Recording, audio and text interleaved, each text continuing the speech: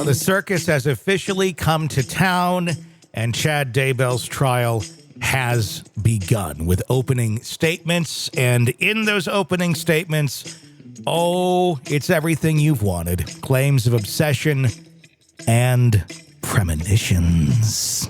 Yes, these are the things that were argued on the first day of opening statements in the trial of Chad Daybell, shedding light on the grim events surrounding the deaths of his former wife, Tammy Daybell, and Lori Vallow's two children, Joshua J.J. Vallow and Tylee Ryan. The proceedings streamed live from Boise, Idaho, painted a very chilling picture of alleged obsession and premonitions that prosecutors argue drove Chad's actions. During the opening statements, Madison County prosecuting attorney Rob Wood set the tone by accusing Chad of an obsession with Lori Vallow and making repeated predictions about Tammy's untimely demise, which he did.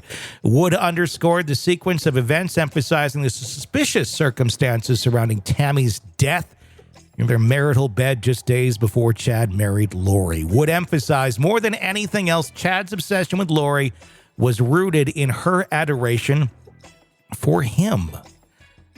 Okay. But I think every woman wants a man to be slightly obsessed with them, but not like this. And then when they are, then it's like really bad and wrong, and then back off. Yeah. Okay. I do want to say this too about the opening statements from the prosecution. It would have been lovely if maybe Rob Wood could maybe take a couple classes in public speaking, or maybe get beyond a third grade level of reading out aloud, because I've seen my kid do a better job at going through a script of some sort, and she's 11. Yeah. It was stumble, say the wrong word here, correct, back up, let's go here. I mean, come on, dude. This has been in the works for quite some time, and you knew you're the prosecutor. At least maybe try out your speech in a mirror before going to the courtroom. We did that in radio, didn't we? If we had something really important that we had to do, we would rehearse it. Or maybe don't make it a speech. Don't make it a scripted speech. Maybe just do like bullet points and then ad-lib the whole thing so you actually feel like you're making a connection with the jury. That's your job as the attorney. It's not to read as if you're reading aloud a story you've never seen or heard before in front of the classroom. And that's how that opening statement went, or opening argument from Rob Wood went. I really thought it was pathetic. And it's thank God the case is such a slam dunk case, because if it wasn't, I don't have a whole lot of confidence in this attorney. Anyway, that's my observation on that part. He's a little bit better on cross, I think, or at examining witnesses, because it's, I think, a little more, more natural to him. I don't know what the deal is with it, but it just felt like, have somebody else do the opening if you can't handle reading out loud. Prosecutors contended that Chad's motivations revolved around sex, money, and power, alleging that he sought to remove obstacles in his pursuit of life with Lori, including Tammy and Lori's children. Wood asserted Tammy Daybell, a vivacious, happy mother, was another individual labeled as a dark spirit to be removed. The trial so far revisited the grim discoveries made in June 2020 when the remains of JJ and Tylee were found on Chad's property, buried in disturbing circumstances. JJ was wrapped in plastic and bound by duct tape, while Tylee was dismembered and burned. The children had last been seen in September of 2019, but their disappearance was not reported until months later. Wood reiterated that prosecutors' stance, stating 2 dead children burned in the defendant's backyard. Chad's trial now marks the continuation of the legal proceedings that began with Lori Vallow's conviction in July of 23 for the murders of her children and Tammy. Despite the life sentence handed to Lori, Chad faces the possibility of death if convicted on the charges, including first-degree murder, insurance fraud, and grand theft. So we'll see where this all goes. Prosecutors had previously suggested that the couple's involvement in the kind of cult that they made led to the belief that they were eliminating individuals that they deemed to be dark spirits. So, yeah. This whole thing, we're going to hear some details that are just, we thought it was screwed up with Lori's trial. It's going to get more screwed up because I bet there are more things in this trial that we aren't aware of. I hope to God there's more to the John and Elena texts that they had going on. Ooh, can we do those if they come up? Oh, totally. I almost think we should redo them again and just do a refresh of the story and do a rereading. We'll bring it back. That sounds perfect. We will revamp and re-release that or make a new, we'll remaster it, if you will, and make it Taylor's edition of the the sequel. The sequel of the same stuff. But yeah, I think we're going to find out more of those sort of things. At the end of the day, though, it does appear they're throwing Lori under the bus. They attempted to do that already.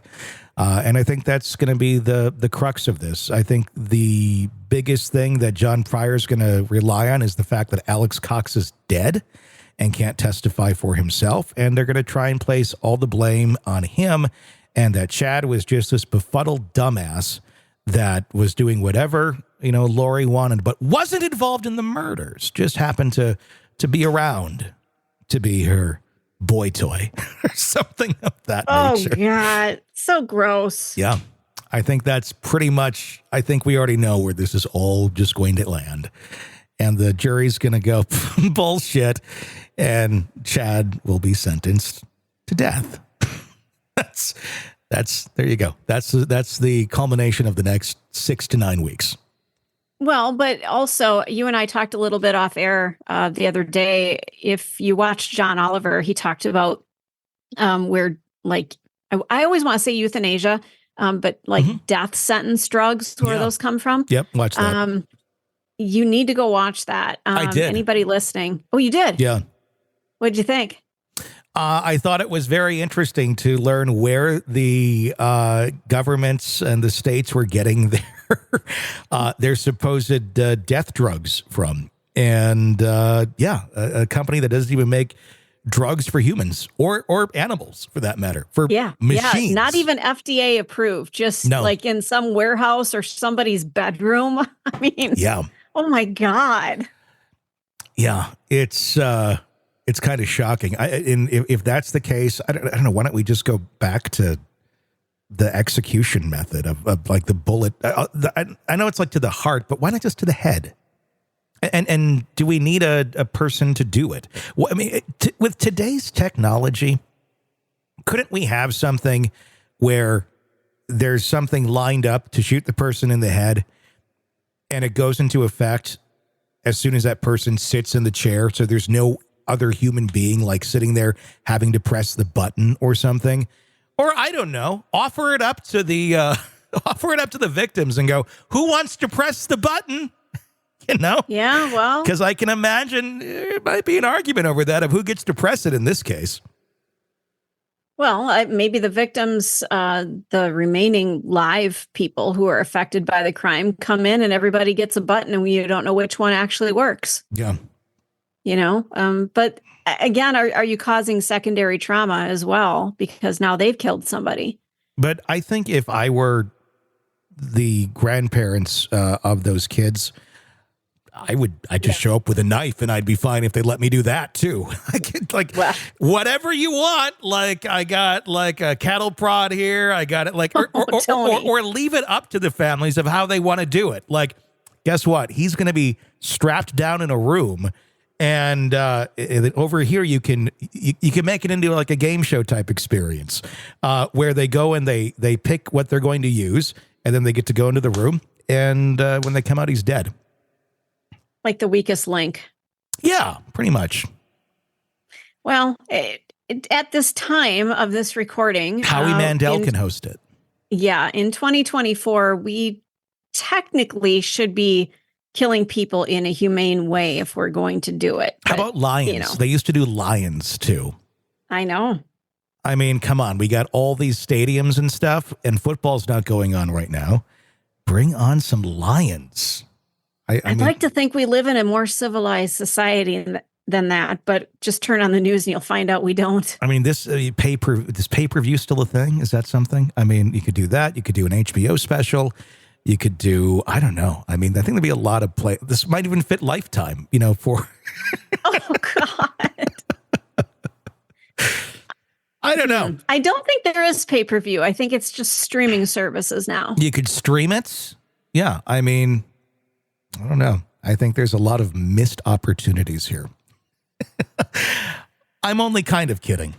You're a twisted individual, but I get what you're saying. Just kind of kidding. Want to listen ad-free? Want advanced access to all of our interviews before anyone else? Become a True Crime Today Premium Plus subscriber on Apple Podcasts. You get every episode commercial-free. So you can binge on true crime until you can binge no more. Search True Crime Today Premium Plus on Apple Podcasts now, or go to our podcast page and sign up now. More of the Hidden Killers podcast next.